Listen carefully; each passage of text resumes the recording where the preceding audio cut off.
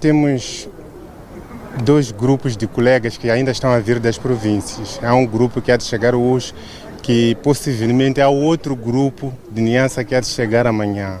Então, quando esses se juntarem a nós, vamos dividir o grupo em dois. O primeiro grupo fica aqui na sede e o segundo grupo vai à casa dele, porque a ideia é de forçar a ele para se demitir. Mas chegando à casa dele, qual é o propósito? Não, ele é general, é militar, é colega nosso.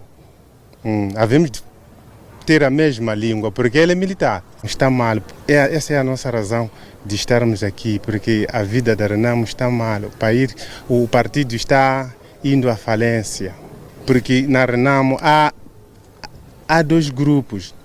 Há um grupo dos combatentes e os membros pobres que querem resgatar os ideais de Afonso Dhlakama.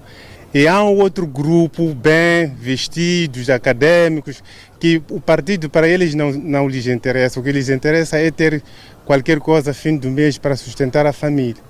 Então são dois grupos, então nós lutamos com esses que querem destruir o partido. Estamos perante um partido que tem esquadrões da morte.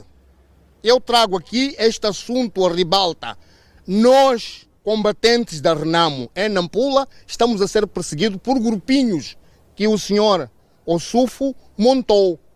Nós todos. Eu até, na semana passada, meti uma queixa-crime contra um colega nosso que queria ser sequestrado, foi cercado numa clínica onde ia se tratar. Entramos nesta nossa Casa Sede Nacional por uma informação de indivíduo que está ao lado do presidente Ossufo Momade. Essa pessoa que está ao lado do Ossufo Momade é que nos dá as informações para nós podermos trabalhar. Um deles é o João Panguene. Esse João Panguene, para nós entrarmos aqui, ele que abriu as portas. Ele que disse, ali está livre.